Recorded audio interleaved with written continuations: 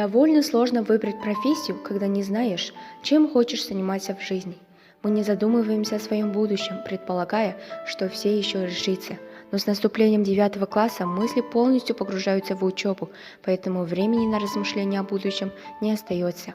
Многие из моего окружения еще не определились с выбором профессий, а ведь выпуски школы не за горами.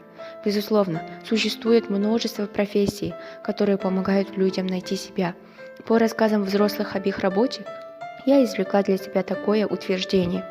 Если человек не хочет, чтобы его работа была в тягость, он должен выбрать такую профессию, которая будет удовлетворять его потребности и с которой не будут конфликты с коллективом. Конечно же, никто не хочет враждовать с коллегами.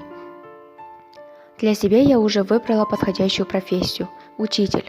На самом деле данный вид деятельности еще с раннего детства увлекал и интересовал меня. Почему я хочу быть учителем, на кого я равняюсь?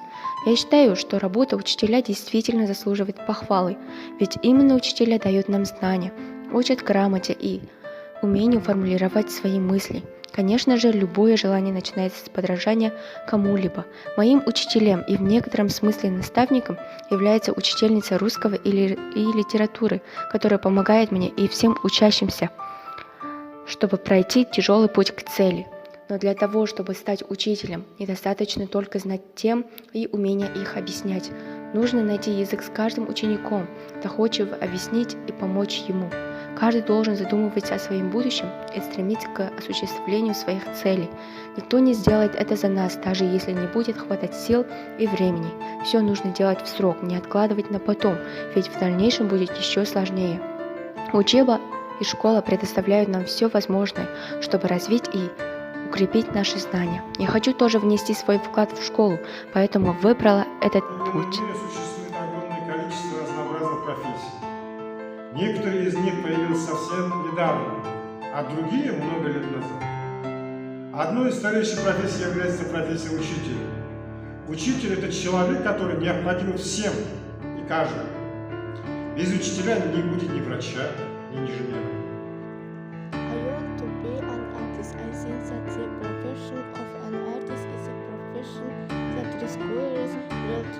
And the sensitivity, because the artist defines what he feels, not what he sees. I invited grandfather, the artist Abraham Hasti, who pioneered the Kazakh fine arts, and I can write his famous works, Cartoon Victim, about bright Kavkaz people. When I draw these features, I can draw in without worrying and without stopping at any system. Мен таңдаған мамандық. Елбасымыз Нұрсұлтан Әбішұлы Назарбаев жарқын болашақ жастардың қолында дегендей біздің болашағымыз өз қолымызда.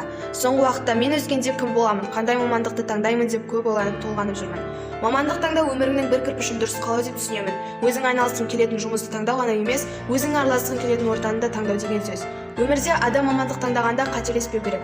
Өмірден өз орнымызды тауып, адал еңбек ету әр адамның арманы деп ойлаймын. Әрине, әр адамның да таңдауы әртүрлі.